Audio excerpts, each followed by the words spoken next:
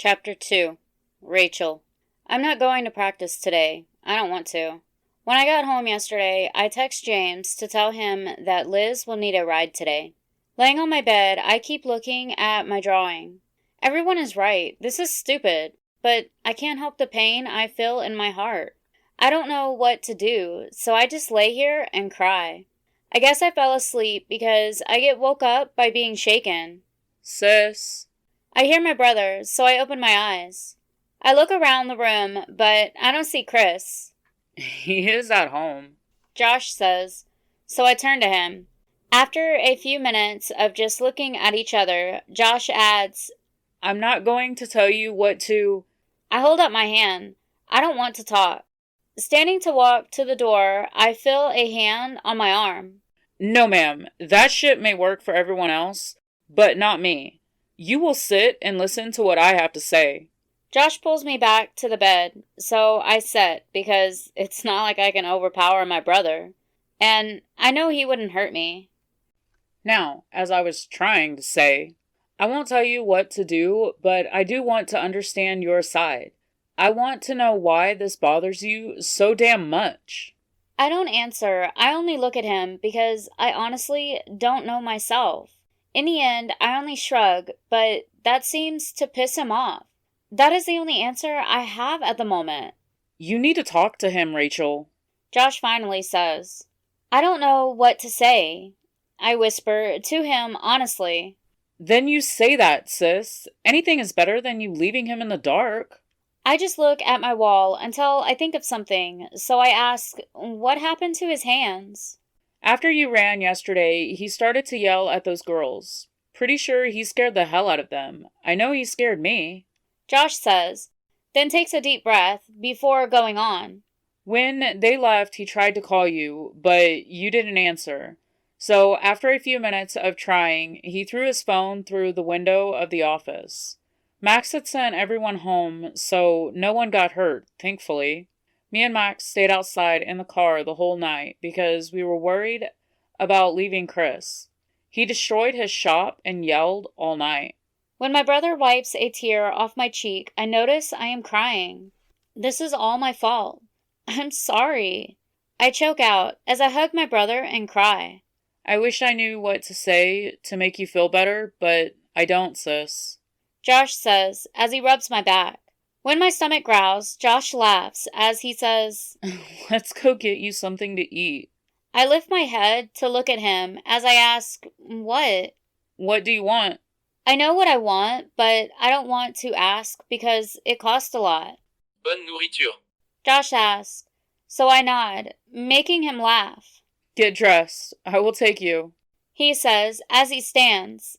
It costs too much, Josh. I protest. New job, better pay. I can take you out. He says as he closes the door. I throw on clean clothes and meet my brother in the living room. When we get to the restaurant, I ask, is Chris here? If you want me to call him, I can, but if not, he is probably still hiding in his room. I don't ask any more questions as we walk in. When the waiter walks up to us, she smiles and says, Hi, Josh, is Mr. Preston with you? I feel a lump in my throat as my brother says, No, ma'am, just me and my sister. Her eyes go wide. This is Rachel? She asks, then adds, Right this way. I look at my brother, but he looks just as confused as me. When she walks away, I ask, What was that about? But Josh only shrugs as he pulls out his phone. After we eat, we leave, but he heads to the apartment and not home. Josh, why are we here? I ask, making him laugh. He isn't here. Max said Chris took off. He isn't sure where he is, but he isn't here. As we walk inside, I ask, do you think I'm being stupid? Stupid, no. A pain in the ass? Yes. He teases, so I flip him off. I don't understand why this bothers you so much, because he hates that chick more than anything in the world. Josh adds, as he walks to his chair. We sit and watch TV for a while until I start to get tired. On the ride home, I fall asleep in the car. Chris, when I wake up, there is no one here. I want to talk to Rachel, but she still isn't answering me. So I get in my car and go to her house. When I knock on the door, Mark opens it. Hi, son, come in. Rachel isn't here, she is with Josh. He tells me, as he closes the door, and I drop my head. I sit in the living room with Mark watching TV. We get so lost in the car show. After a few hours, Stacy walks in the door. Right behind her is Josh, carrying Rachel. I stand up so fast. Is she okay? I ask in a rush. He hands her to me as he laughs. Yes, she is just asleep. I take her to the room and lay her in bed. I want so bad to lay down next to her, but I know I shouldn't. Leaving a kiss on her forehead, I cover her up and whisper, I love you. As I walk out of her room, I find Josh leaning on the wall across from her room. You know Max is going crazy looking for you? Josh whispers, but I just shrug and walk past him because I don't care. When I get in the living room, I hear Josh on the phone. Yes, he was watching TV with my dad. I sit back on the couch to finish watching the show. I wake up when I feel something being put over me. I jump up. I almost knock Bethany over. I just glare at her as I look around. Max is sitting on the couch next to Josh.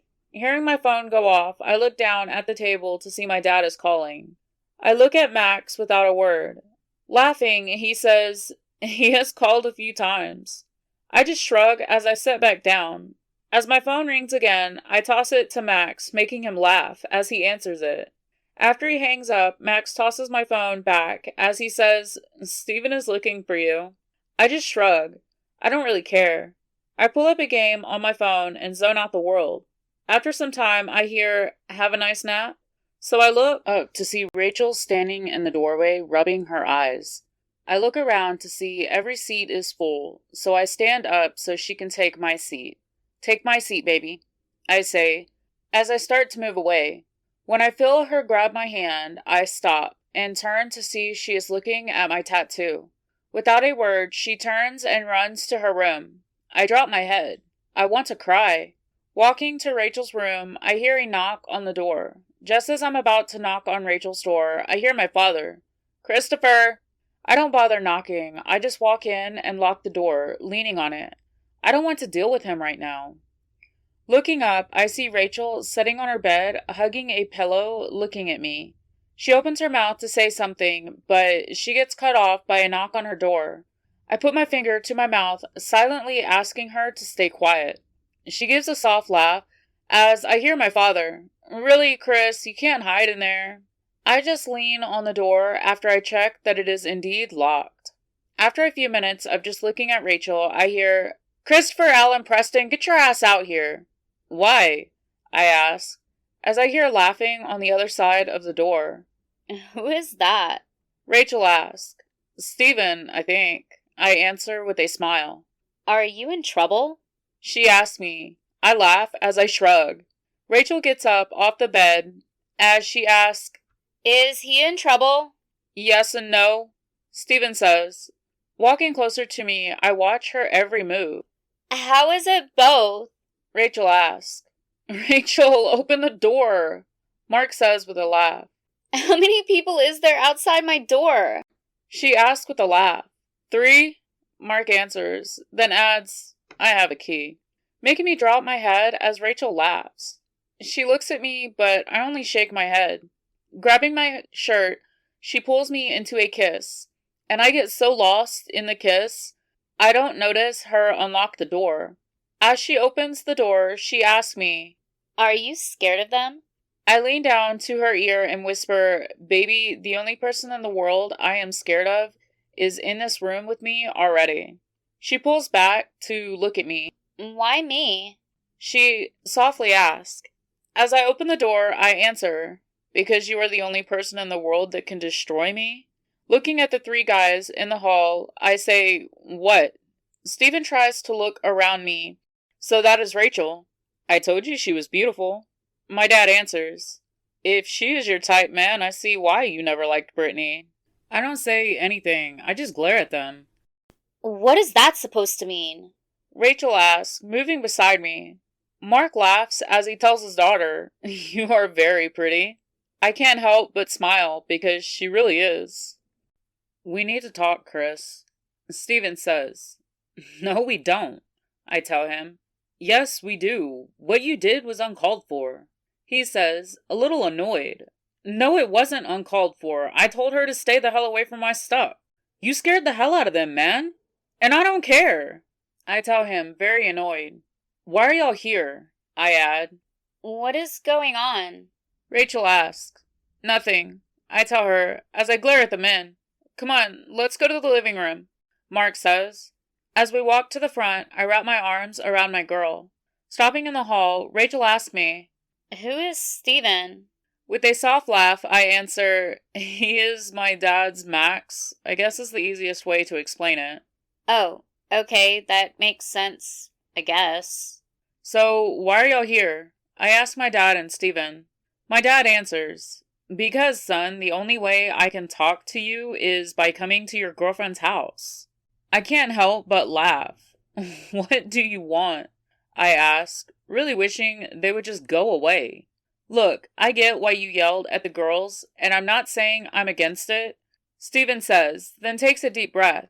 But what I will say is you getting in my daughter's face, that was uncalled for. You scared the hell out of her, man.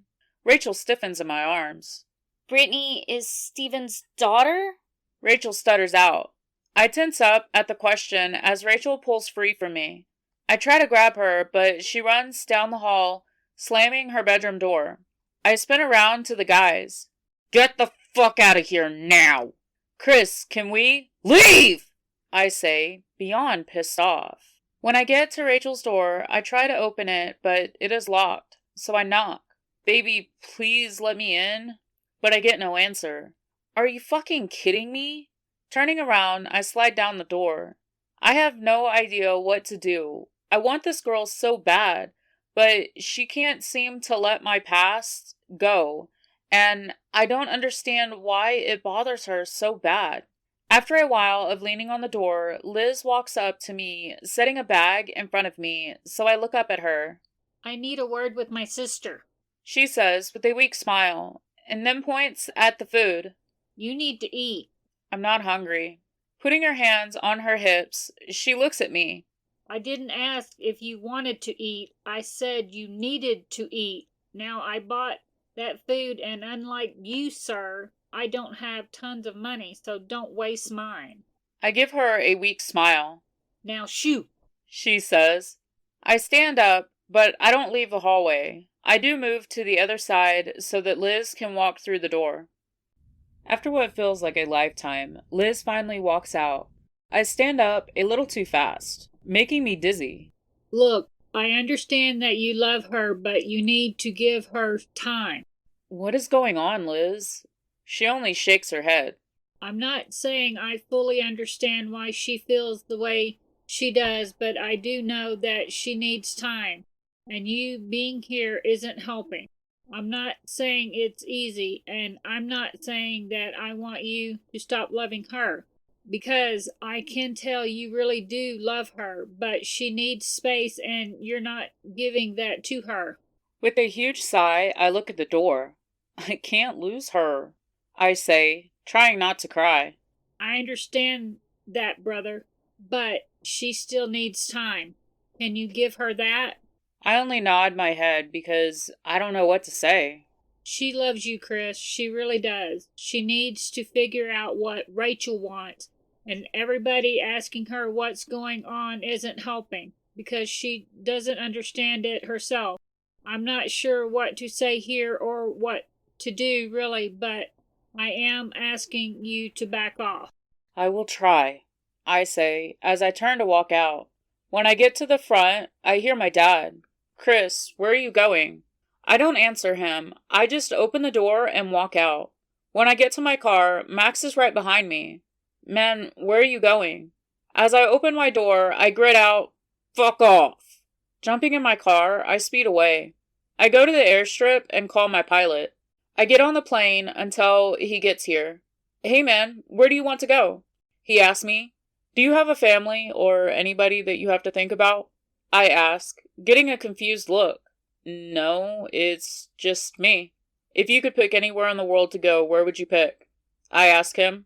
I don't know. I've never been to China, he says with a laugh. Sounds good. Take this money, I say as I pull money out of my wallet. Fly to China or anywhere in the world you want to go. Spend a week there, then come back. Don't answer any questions about me. He gives a nod of his head, and I walk off the plane. I watch him as he takes off. Once the plane is in the air, I get back in my car and head to the cabin. I just want to disappear.